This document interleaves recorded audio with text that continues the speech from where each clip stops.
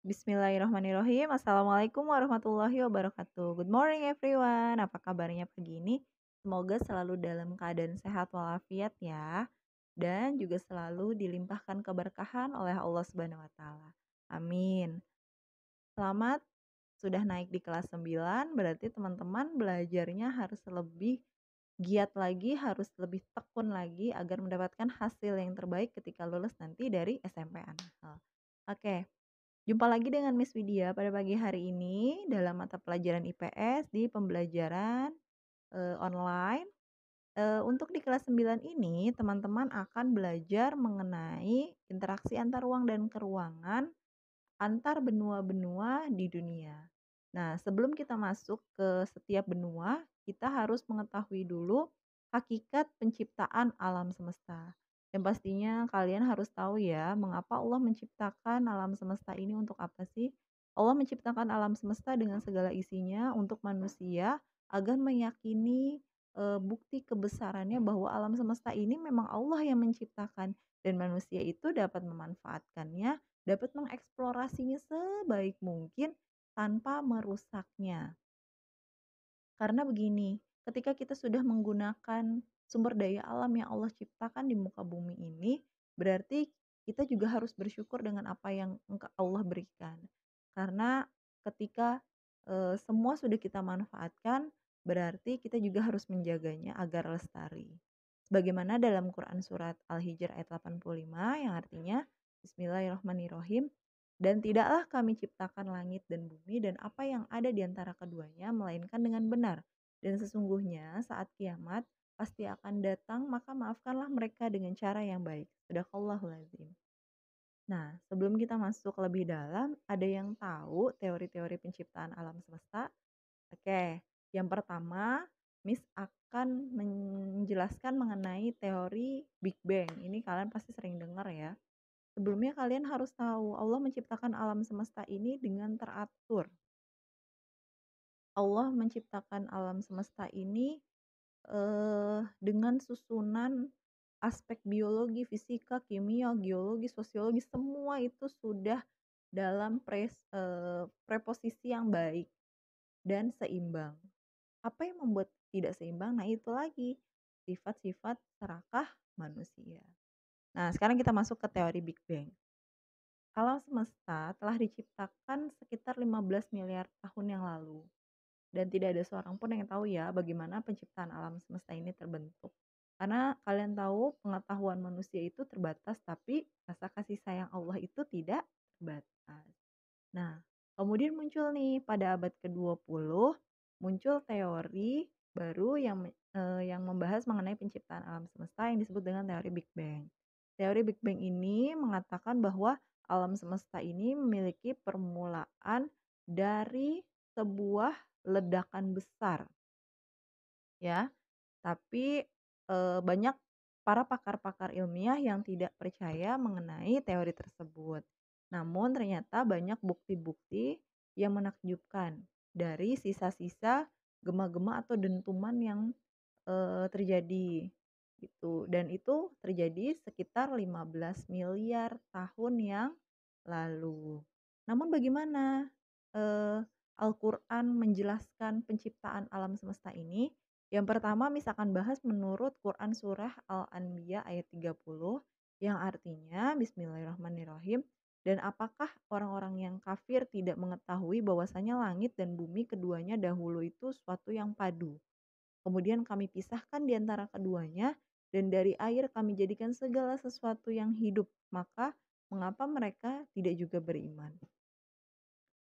Ini menjelaskan bahwa ilmu pengetahuan pun itu harus berkiblat pada Quran dan Sunnah. Mengapa? Di dalam Quran surat Al-Anbiya ini sudah jelas bahwa di situ Allah menjelaskan tadinya itu bumi itu satu loh. Kemudian eee, terpisah di antara keduanya dan Allah turunkan air sehingga muncullah kehidupan.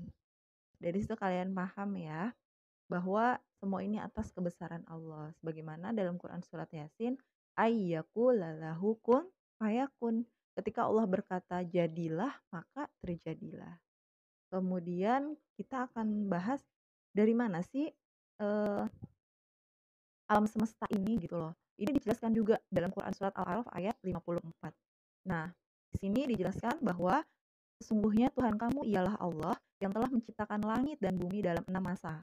Lalu ia bersemayam di atas arsy, dia menutupkan malam kepada siang yang mengikutinya dengan cepat, dan diciptakannya pula matahari, bulan, bintang, yang masing-masing itu tunduk kepada perintahnya. Ingatlah, menciptakan dan memerintah hanyalah hak Allah. Maha suci Allah Tuhan semesta alam.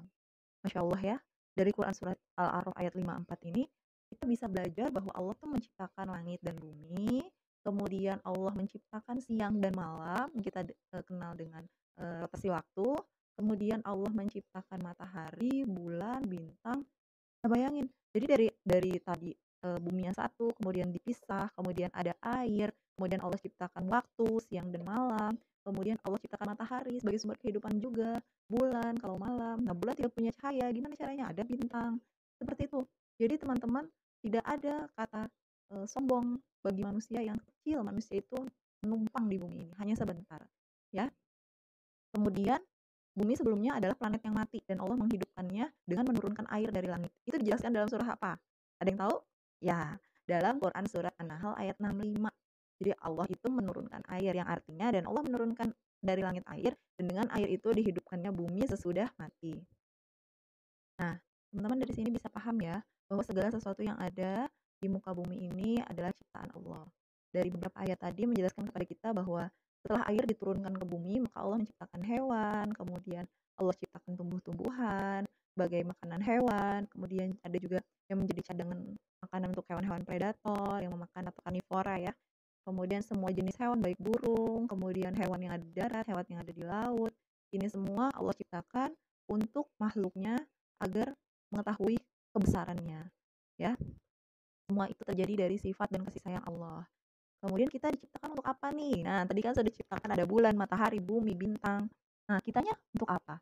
Kita manusia di muka bumi ini Allah ciptakan sempurna karena memiliki akal. Sehingga kita dijadikan Allah sebagai khalifah yang bertugas untuk mengelola, mengeksplorasi, memanfaatkan, dan melestarikan alam. Mengapa Miss tugas tersebut diberikan kepada manusia? Yaitu tadi, karena manusia itu memiliki akal dan manusia itu bisa menggali potensi dirinya, bisa menggali, ilmu pengetahuan. Nah, sehingga dari situ bisa melahirkan daya berpikir dan daya nalar yang artinya bisa memanfaatkan alam dengan bijak. Seharusnya seperti itu. Tapi sedih sekali ya yang kita lihat sekarang ini terjadinya global warming, kemudian terjadinya pencemaran lingkungan, penebangan hutan liar. Nah ini, Masya Allah, ini jangan sampai bisa membuat Allah murka kepada kita. Dari sini kita belajar bahwa penciptaan alam semesta ini semata-mata hanya karena kasih sayang Allah Subhanahu wa taala kepada kita makhluknya. Semoga, dengan materi ini teman-teman bisa lebih bersyukur, banyak-banyak mengucap, "Alhamdulillah udara di rumahku masih bersih, alhamdulillah air di rumahku masih bersih, alhamdulillah lingkungan tetanggaku baik-baik." Walaupun pada saat ini kita sedang, diberikan Allah ujian, adanya virus corona, namun semua itu tidak terlepas dari kebesaran Allah ya. Kita hanya, menumpang di muka bumi ini, kita hanya hidup sementara, jadi tujuan kita sekali lagi harus semata-mata beribadah kepada Allah Subhanahu wa taala. Itu saja dari Miss Media, semoga bermanfaat bagi teman-teman semua. Wassalamualaikum warahmatullahi wabarakatuh.